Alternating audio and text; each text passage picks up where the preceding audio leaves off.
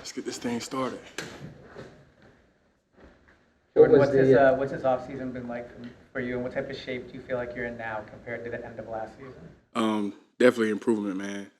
From all bullets points on the board. It's one thing I've been focused on.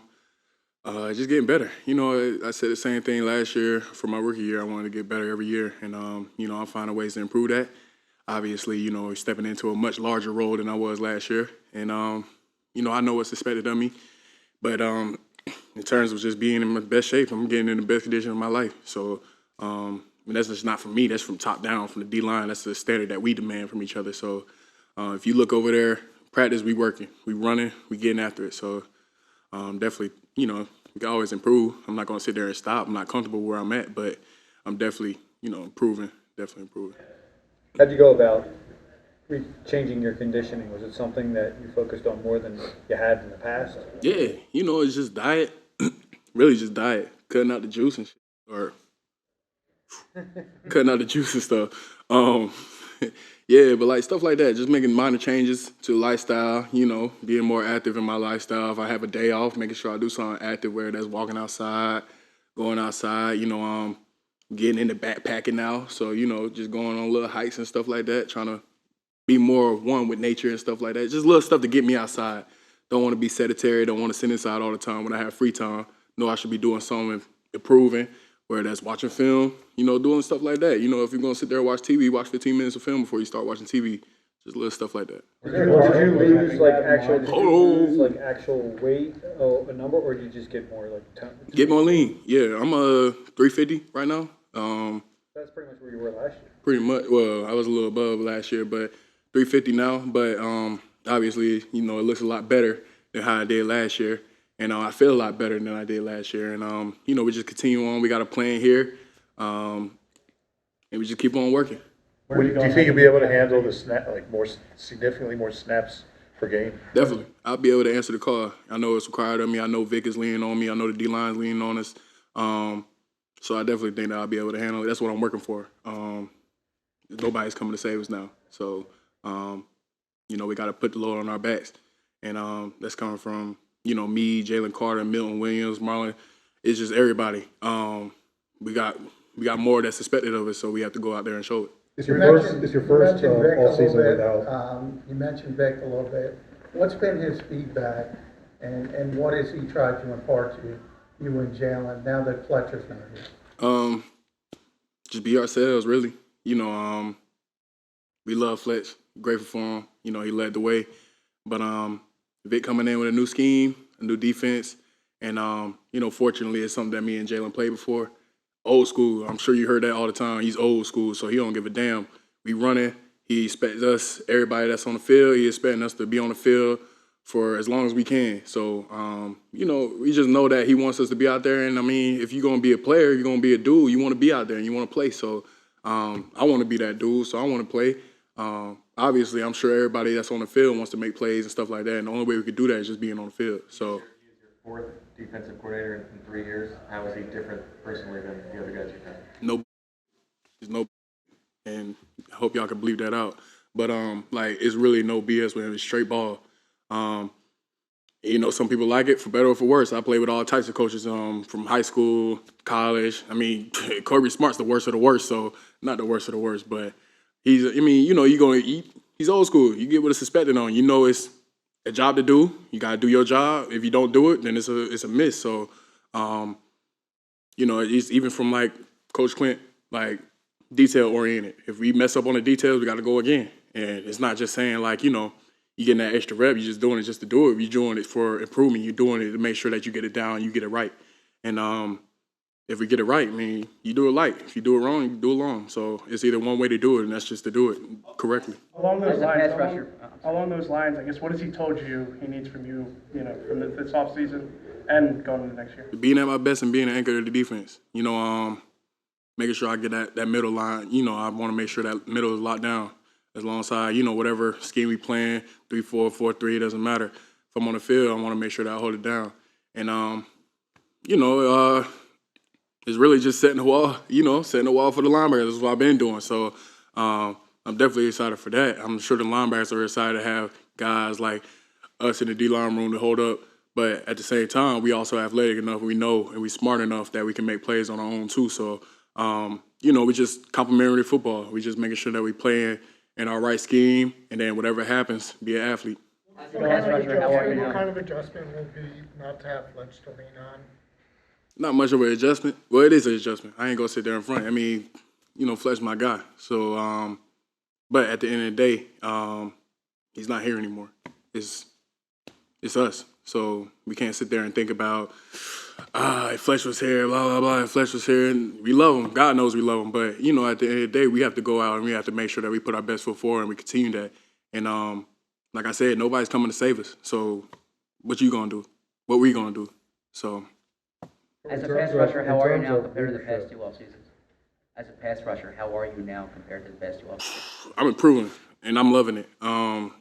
Even now, it's just knowing the detail. Like I said, Coach Clint, man, he's all about the details. He always on that. We spend a lot of time, and even just us as players, we spend a lot of time after practice. Like, the reason why I'm here late is because, like a couple of the D-line, we stay out there 15 minutes, 20 minutes, 30 minutes after everybody goes in. We call it Breakfast Club, but we're really late. But, we just spend the time just working on our craft, and that's not us going 100%. We're not going full throttle, but it's just making sure that you get them hands right. You stab lift, and you make sure that you work them swipes, and you want to make sure that just little detail, little nuances that come with it. And if you're doing it in the group, it started out with just 2, now it's like 3, 4, 5. So, I guess going to you in terms of the leadership, it's not really a set leader, but, we try to lead by example. We try to pull everybody along. We always have a saying, I can't climb if my brother's falling. So if everybody else is getting better, then we getting better as a unit. With physical endurance, it seems like there's also mental endurance, not thinking like you're tired in certain situations. Like, do you start to see that show up now? Yeah, shoot, we try to push ourselves to the limit anytime we go. So, hey, I don't know if y'all been out there when y'all get a chance to see the box drills, but box drills, it's pretty much everything. It's just straight conditioning. There's no breaks. Well, it's breaks, but, that's when we really get our conditioning. That's when our mental toughness really comes through, because we do it in the middle of practice, so you're already tired from the previous periods, and then you got more periods afterwards. So it's smack dab in the middle, so you have to make sure that your mind and your body, and you just building that endurance. It's just reps. It's reps. It's like, shoot, you ain't learn how to walk. You had to take those few steps. You had to fall in a couple times. But at the end of the day, you walking, talking, healthy, breathing, and it's just like second nature to you. So the more rest that we get, the more comfortable we are, the more conditioned we are, and the more that we be able to sustain and make plays. What's been your substitute for juice? Substitute for juice? Water. It ain't no other substitute, man. It's straight water. Get that? Yeah, Nolan. Yeah, Nolan. But yeah, man, straight water. And if I had to get that fix for juice, it's a spot at Whole Foods. They got like a little mango juice. It's like 90 calories. Like the whole bottle is probably like, it's like a liter bottle. Whole bottle is probably like 120 calories. So you're not drinking straight up Arizona's, which I love. Don't get me wrong, I'm from the South. I love me some Arizona, but it's just little switches like that. You could clear a bottle and be like, 120 calories. It's pretty good. Instead of like 360 in a little 32 ounce. All right, appreciate y'all. How y'all doing? Good afternoon. What's up? How are you? Okay, how y'all doing? Good afternoon. Doing well. Thank you. All right, let's pop it off. How's this offseason been different from you? Last year was your rookie year. How's it been different for you in terms of getting acclimated? Man, just learning. I'm just learning. I'm taking the same attitude and approach I did last year, trying to help the team any way I can, still be that juice, that energy guy, always picking people up, and just really, I can't climb with my brother falling, like JD said. So I'm just here just to learn, fly around, and I feel like this that year I turned the corner, just me, and just watching the game and just studying. What's the reality of what you were dealing with health-wise last year, and how has that changed to this point? Wasn't no problems health-wise, man. I'm just ready to play football, ready to fly around. It's a learning curve. A lot of people think you're supposed to come in the league and dominate and do all of this and that, and I got the same dreams and hopes that everybody have for me else. I want to get, 10-plus sacks and do all of that, but, realistically, it's a learning curve. These guys been in here 15 years. These guys been in here a long time, and I say praise to Lane Johnson. Lane Johnson taught me everything from getting my toes right to how I work, what I'm looking for in a tackle, and just different things like that. How's the shoulder this year? Oh, it's amazing. It's ready to go. Can't wait to use it. By toes right, what do you mean? Man, you know, a lot of people don't know, like, look at her feet. They all scrunched up between. That's bad for all your Achilles and toes and stuff. And I didn't know that till I got to the league. So I put on toe spacers, lifting toe spacers, make sure my knees and stuff right. And look, when y'all go home, look at y'all feet. Y'all feet probably look like this. Your feet should be kind of like your fingers. Like you should be able to wiggle your toes and space them out. And I learned that from Lane. So. No Hassan Reddick this year, but they bring in Bryce Huff. Without Reddick, how do you feel about that? And then what about Bryce Huff? Have you guys been able to connect? Oh, yeah. Bryce is an amazing guy, and so is Hassan. I learned so much from Hassan. So if you're trying to get me to say something bad about Seven, man, I love Seven to death because he gave his all to me. And he taught me things from here that I take with me for the rest of my life. And just even how he look at the game. You know, a lot of people don't look at the game through like a real speed rusher standpoint, and so does Huff. We all look at the game different, and who can you learn from? Or are you too stubborn and be like, oh, no, I got it, I'm good? No, you always got to be a learner, and I learned that from BG. 15 years, he said, man, I learned so much from me. In my rookie year, I say freshman, but my rookie year, I was like, how he learned so much from me? But he just told me, like, you got to have an open mind and always be willing to learn and take stuff in. What are your first impressions of Vic? And, you know, people talk about his old school mentality. I love it. I love it. I come from coaches like that. Like, you know, a lot of people say the Bama family tree. No, it's the Georgia family tree now. So from the Georgia family tree, you know, those tough coaches that want you to push a little bit extra, give me a little bit more, and I expect more from you. That's what I want you to expect more from me. And that's what Coach Wash pushed me to that point. Like, Coach Wash expects a lot from me, and I expect a lot from myself. And he constantly, Coach Wash pushed me day in and day out that it ain't no problem to work for Coach Vic.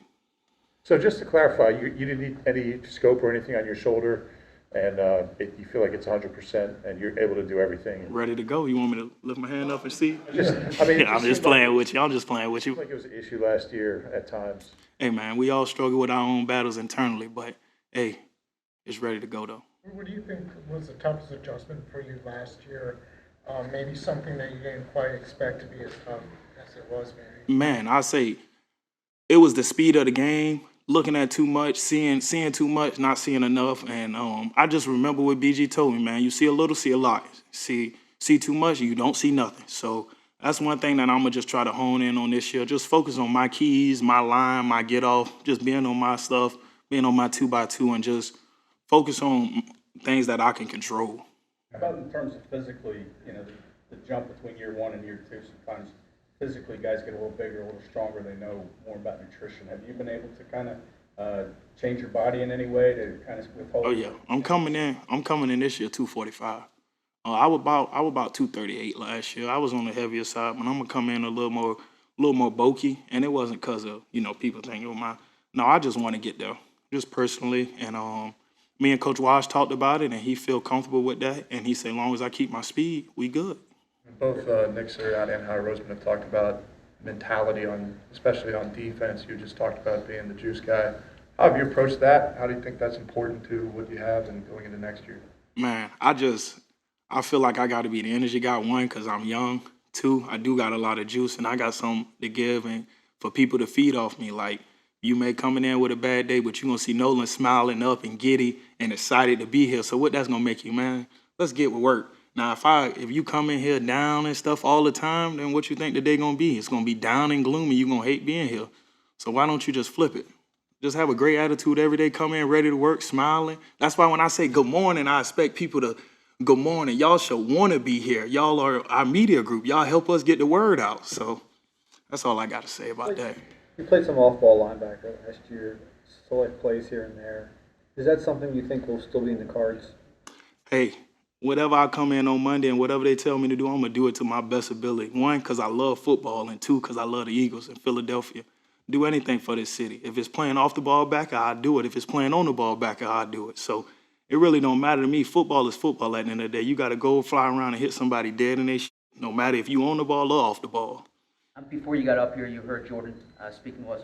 What have you seen different from Jordan this spring? If you can't tell, that boy look good. He nice and slim. He running around. He doing box drills like it's nothing. And the box drill, really, I told him it's like a linebacker drill. Like Coach Wash makes us do it just because we're all linebackers, DNs, but them big boys be doing it. And I couldn't be more proud of them just because it's not an easy drill. Especially if you go out there and do it right now, I bet you would die. So yeah. And then imagine doing 4 sets of it. 5 dots, you got to touch everyone and finish through. So I just appreciate the work that they do because it'll bring us all closer. Like if you work hard and you sweat together, you connect together, and then you play together. So. Have you been backpacking with Jordan at all? Backpacking? Oh, you meant like hiking? Oh, I ain't knew what you meant. I want to go with him. You know, I like when I go train. I train out in California in the mountains. So that one thing, I just be by myself, be isolated with my thoughts. And I told him we could go backpacking whenever you want, just cause ain't no greater connection than just a D tackle and his end. And I tell him that we feed off each other all the time, even in the game. I just look at JD. Oh, okay, and then that's it. We understand what we're doing. Talked about your ability to bring the energy. It seems like Jalix Hunt also has that in him too. What have been your early impressions of his personality and also his skill set? Oh yeah, he just like me. He run 1,000 miles an hour, and if he fuck up, he gonna fuck up 1,000 miles an hour. And I tell him keep doing that, because if you mess up 1,000 miles an hour, you gonna make something right happen. I'm sorry for my language. I don't mean to curse. It's just natural. I'm just coming off the field, and I just talk to him like that. Hey man, you mess up 1,000 miles an hour. And he can't curse you out. He could correct you, but at least you giving effort. At least you know, all right, well, he gonna give effort. I can coach him off that. And just, man, I see so much of myself in him that I tell him, bro, I give you anything. Like, whatever you want to talk about, just because that's what Haas and BG did for me. And I just want to be one of those people that pass the torch, you know. I don't never want to be stingy with information just because we all a group. And I can't climb and my brother fall, and that's the truth. All right. Thanks, guys. Thanks, Nolan. Appreciate y'all, man. How y'all doing? How's that pick 6 feel? Wait, what happened? How's the pick 6 feel? I feel good. It's just a blessing to be back, man. Feel real good. What was the hardest part of the last year for you? I say just being away from a locker room, you know, that brotherhood feeling and just understanding that, you know, I made a mistake and, you know, I did my time, and just being back around, you know, a great team and a great culture of guys, and just finally getting that locker room environment back into my heart. It feels real good. Can you explain why the league initially this offseason allowed certain guys to come back, that it's similar transgressions and yours took a little bit longer? I think mine was because of, you know, the actions that was towards mine. You know, and I think a lot of people only did certain things, so their punishment wasn't as strong as mine. So I think that's why a lot of guys were able to come back. Isaiah, it doesn't look like you've missed the beat, really. You've come in and, you know, made an impact these first 2 OTAs that we've seen. How have you been able to what did you do during this time away? How were you able to you know, keep from getting rusty, I guess? Well, I just kept my schedule as if I was still playing. You know, on Sundays, I use it like a game day, so I do cardio and things like that. I take Tuesdays off as if I was still playing. So I kind of still stayed with the NFL schedule and just continue to work and just prepare for these moments. Did your time away shift your perspective in any way? Oh, for sure. It brought me closer, you know, to my loved ones. It brought me closer to the game. You know, it made me actually, like, not take this game for granted and just understand that, you know, the league doesn't need anybody. Have you noticed any changes in your game since you came back? I say I'm faster. I think that's the one thing I can say. I worked on my speed this offseason, and I worked on my hands. So I think just making plays on the ball is one thing that I definitely played a factor in throughout this offseason, just building up my speed. How did it come together with the Eagles in the first place? I don't know. They just called, and, you know, they jumped the gun. I jumped the gun. This is definitely somewhere I wanted to be. Were they the only ones? Yeah. How much did it help to have, I mean, you got that done early, back in the spring. How much did it help to have a team, even though you couldn't be here, to have like a concrete goal and feel a part of the team? Just knowing that they were a team that wanted me, you know, despite of the whole entire suspension. Just knowing that I had a place that I can call home when the time came, and it's now. So I think just knowing that a team actually were willing to sacrifice of just holding me out and just trusting and believing that I'll continue to work during the offseason, know that I'll come back and be a better player. Who was the consistent voice from the organization just in that patient period? Really nobody. It was just really my agent. You know, my agent was the main one just talking to me. It was nobody in the building just like continuously talking to me or anything like that. It was really my agent just telling me just keep my head up and just keep working. Sports handling is more of an issue now in the NFL and in pro sports overall. what perspective do you have on what athletes deal with and what they should know from your story? Just really just rules are rules, you know, and they're there for a reason. So if you break them, you get your consequences. If you don't, you continue to be great. So I think that's one thing that everybody should learn. What enough understanding of what those rules actually are? Because the actual legislation around all this stuff has changed rapidly in the last couple of years. Is there, among your peers, enough understanding of what the rules actually are? I think if it's not, it should be. You know, I understand. So yeah, if I got to be that guy to let everyone around me know, or people around the league to know that, you know, you might want to understand those rules, or you'll be in my shoes. What are your thoughts on the new kickoff rules? Oh, I love them. I love them. I think I think once you get past that first level, there's really nobody else there. So we'll see how it goes. It's gonna be a little different to actually see it, but I'm ready to actually get it going full speed. Isaiah, have you leaned on your cousin Dominique Rodgers Cromartie in terms of what it's like to play football in the city? Oh yeah, I talk to him every day. Like I don't think a day go by I don't talk to him. So I don't really talk to him so much about the city. I just talk to him about like just being in the NFL in general and just knowing how he was able to stay in the league for 13 years, and I think that's my goal as well. It's one thing to practice on your own back home, but I mean to come in and not look rusty in 7-on-7 and that kind of thing. Where does that come from? I mean, it's one thing to work out by yourself, but this is different. I think it's a mindset. You know, I've envisioned every time I worked out, I envisioned the A.J. Browns or the Devontae Smiths in front of me. So I think I just kind of locked in during my training and just knowing that when I actually do get back, it's going to be, you know, great receivers in front of me. And then you got the opportunity to play outside, and they've started you outside here, obviously. Do you have the versatility to play inside? I could do whatever the team need me. If I got to play DN and come out the edge, I'll do that as well. But I just think whatever coach asks me to do, you know, I lock into my playbook and study it. Isaiah, there's no depth in this cornerback room. When you look around the room, what do you see? A lot of great talent, great guys. A lot of guys, like you said, who can play inside and outside. And just a lot of guys just willing to learn, you know, including the rookies. They come in and ask questions, you know, questions that I never asked when I was a rookie. So just knowing that they're willing to learn and learn from me, you know, even with me sitting out a year, they still trust my knowledge and trust my game plan going into practice. So I think that's the one thing about this room is everyone's just willing to learn. Thanks, Isaiah. Thank you. Appreciate you. What brought you back to football? I never wanted to leave football. I think I was just at a point in my life where, you know, I had a lot going on. But literally the day I retired, I knew it was a mistake. But I think when you go through so much in life and you can only control so much, you know, you get to a place mentally and physically, you know, from what I've been dealing with and what I've dealt with, you know, it was tough. But in my heart, I know who I am. I immediately started to coach. Like I coached my son. So I was always in it, and I knew it was a mistake, but, you know, where I am now, I feel I'm in a much better place mentally, physically, and even spiritually. So I'm actually thankful it happened.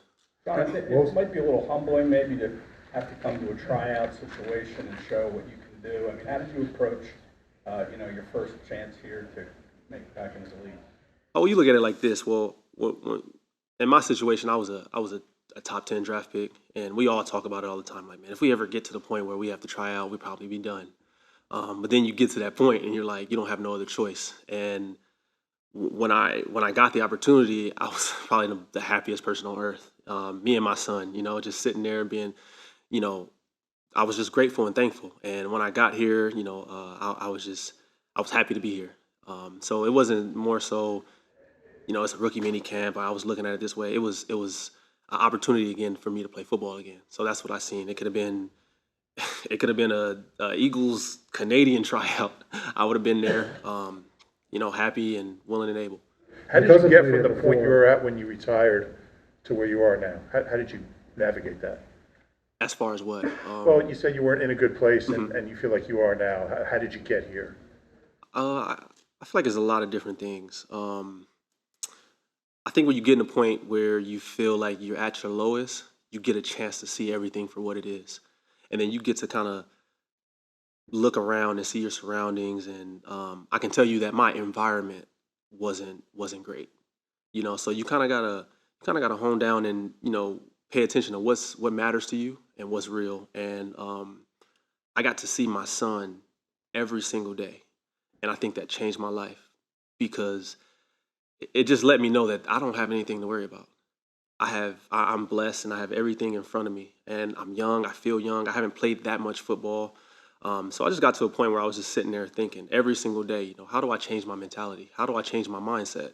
I got this little boy inspiring me every day through him, watching him play football and him learn and me teach him. And I used to feel bad because I would get on him so much, and I used to be like, I should be getting on myself, because I can see me in him, and it was, I can honestly say he pulled me out of a bad place. And again, I'm very thankful. How old Your is your cousin son, that and is- what was his reaction to finding out that you were going to try to come back? My son just turned 7, actually last week. And I asked him, right before I came, because I already knew I was coming for rookie minicamp, but I asked him, I said, son, tell me a few teams, you would like Dad to, try out for. And sure enough, his second team he said was the Eagles, and I lit up like a Christmas tree, and I just knew I was supposed to be here. So that right there kind of just, it motivated me to basically, when I got on that plane, I told myself, don't come home. And that was my focus going through, and it's still my focus now. What was the first team? He said the Ravens. He's a big Lamar Jackson fan. So What's his name, your son? my son's name is Kyrie. Kyrie. And so What were is the it hard things to back be then you away were- after having seen him every day? Is it hard to be away right now? Absolutely. I mean, every second I spend away from him is hard. But I understand sacrifice, and he's older now to where he calls me. He's like even today, he called me right before meetings, and he went to school. He's like, "What are you doing?" I'm like, "I'm going to meetings," And he's just happy. Every day he wants to hear how practice is, and that really keeps me in it. I'm already in it for myself. Like I'm like I said, I wake up every day happy. Like I can wake up at 3 a.m. and I'll smile because I'm like, I'm really in Philly. You know what I'm saying? And I actually grew up an Eagles fan too, so it's actually crazy. But he calls me every day and keeps me in it for sure. You were drafted. I'm sorry. What do you tell him about today? Oh, Dad was running today.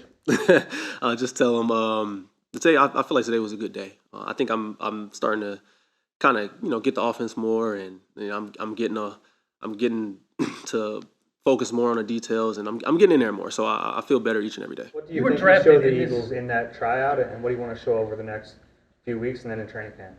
I haven't lost a step. I'm still the same guy. Even I feel like I'm better than what I was, just because where I am mentally. I think physically that was probably my biggest problem. I've dealt with so many injuries, and I mean, sure enough, you guys know, you've heard.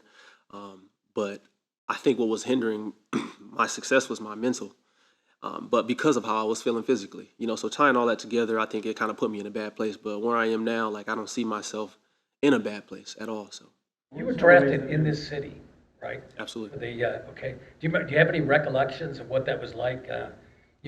All the Philly fans and that, and you went on the hospital visit and that? Yeah, I don't remember too much of what we did. I do remember some of that. We went to Shriners Hospital? Yeah, I think so. But that was a great moment for me. It was a lot of gifting suites, and just meeting some of the other players, some of the older cats that played in the league. It was a great experience. Why do you think you're as fast as you used to be? Have you been timed in the 40 or? You said. Why do you think you're as fast as you used to be? I think I'm faster, and I know that's going to be crazy to say, but I'm not feeling the same way I felt before physically. So that's why I say I think I'm faster. And when I say that, don't get me wrong, I ran 4.22. I'm not saying I'm 4.15 or anything, but what I'm saying is I just feel better. So I think I can consistently be faster, and I think that was my biggest thing. Like, can this guy go every single day and look the same every single day? And I feel that I'm getting to the point where I can be consistent with my speed. And to me, that's the biggest blessing that I can ask for. You mentioned the 4.22. What was your reaction to seeing that get broken at the combine? You know what? First, I want to say congrats to him. I don't have social media or his number or anything, and I know people are probably like, "Oh, John is mad" or anything, but I know records are meant to be broken, and I held it for 7 years. I tell people all the time, it's not like I was getting paid for it, so I'm not going to sit here and be mad. And that's big ups to him. I think that's amazing. That's rolling, and again, I'm happy to see it happen. Of course, no one wants their record to be broken, but I'm not going to sit here and dwell on it. Like, I'm still blessed, and again, I broke it first, So again, I was thankful to be in a position to where I'm the one that got it broken. So What do you mean by more consistent with your speed? just being able to run fast every day. And I think that's tough, because you probably heard people say all the time, like guys who get a sports car, you don't want to drive your sports car every day. It'll break down, So when you consistently can be fast every day and display that, like, that's what I'm known for. When you hear my name, you associate me with speed. So if I can't be that guy every single day, then I'm I'm kind of not going to be available for what they want me to do. So if I can be consistent every day and come in and be healthy and be fast every single day, then I don't see me not being in a position to succeed. How y'all doing? Well, how are you? Good.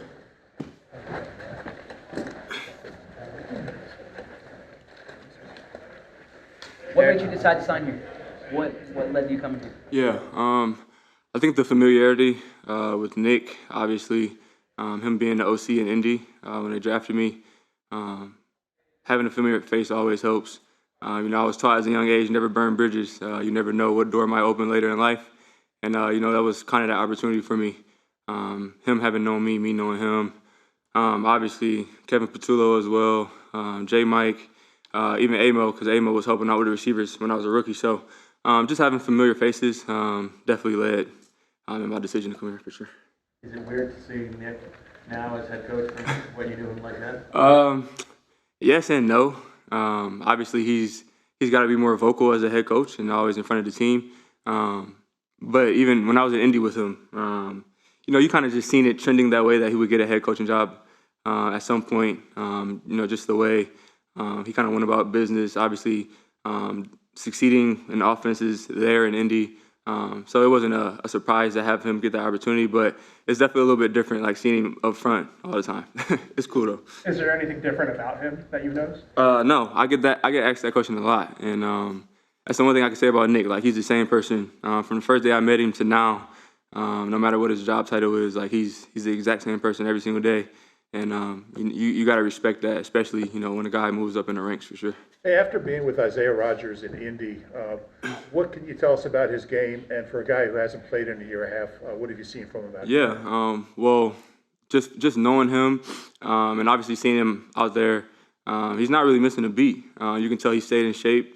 I actually talked to him and asked him what did you do for a whole year? And he was telling me like he was trying to emulate his schedule as if he was in the season. So he would work out on Sundays and kind of take Tuesday as his day off, and then kind of go through workouts as he was practicing, and it shows, man.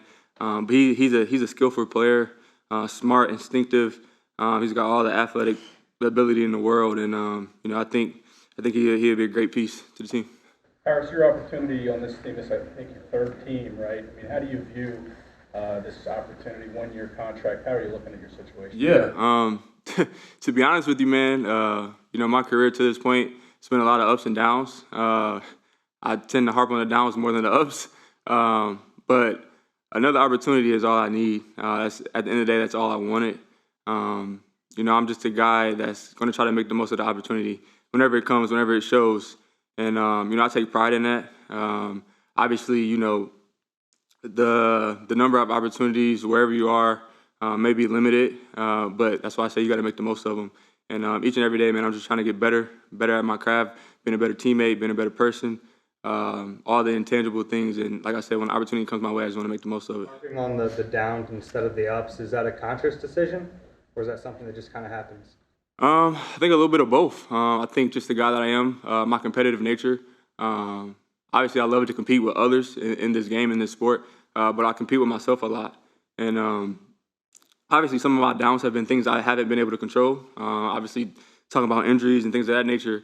But some of the other things, on a day-to-day basis, I think just being the competitive guy that I am is just something that's inside of me. I always want to be better than I was the previous day. So There's talk around the NFL.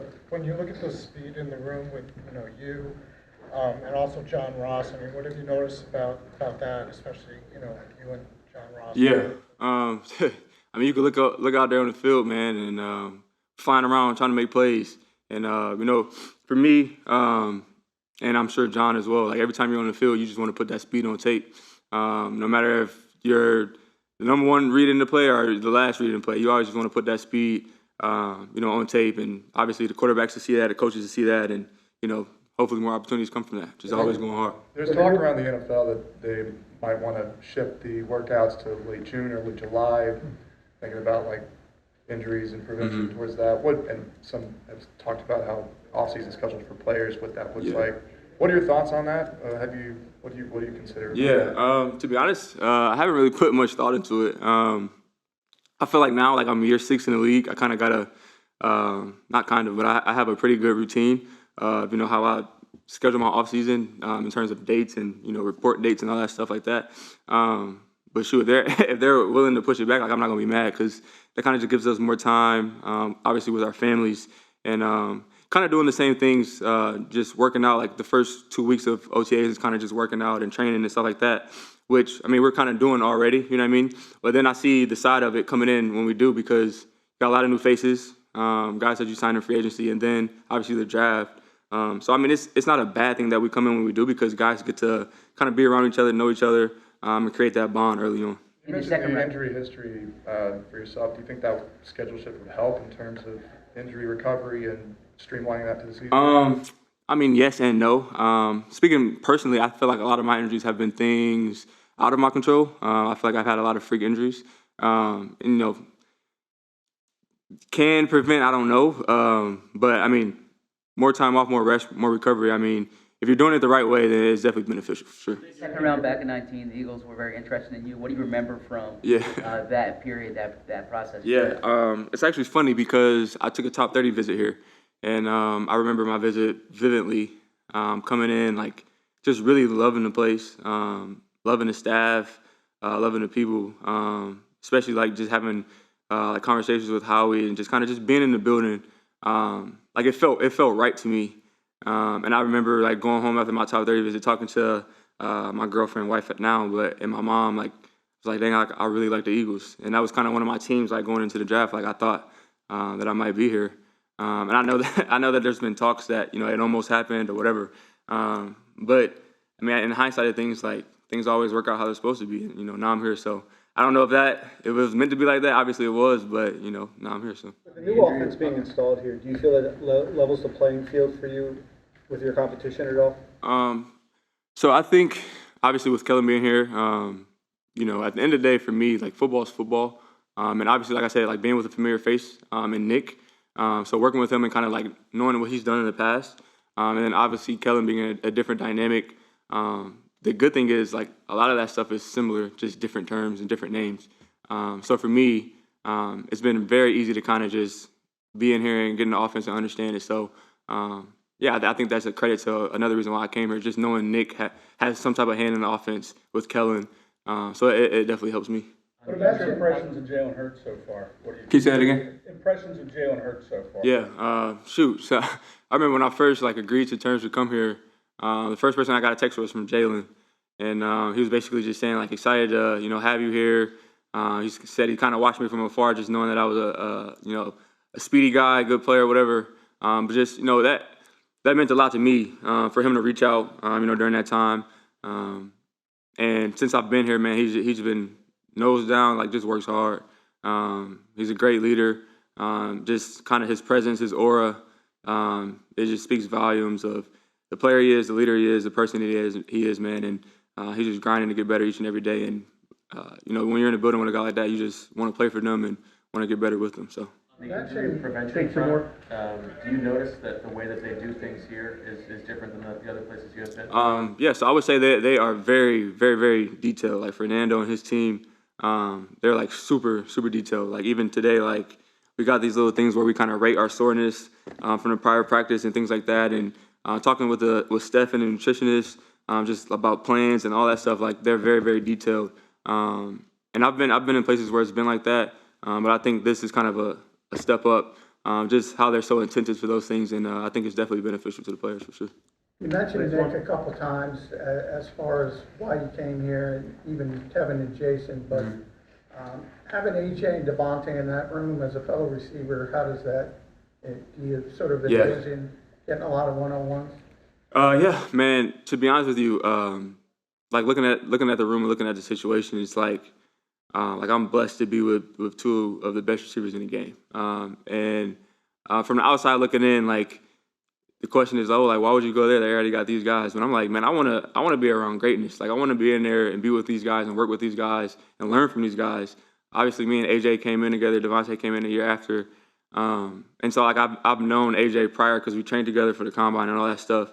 But, like, to be in a room with those guys, like, it's only room to opportunity to learn more. Like, these are two of the best. And And if you're in a room with that, like getting all the knowledge you can, like playing, competing with those guys, like it's only gonna make you better. So like I'm blessed to be in this opportunity, blessed to be in that room for sure. Thanks, guys. You have a good night. Thank y'all.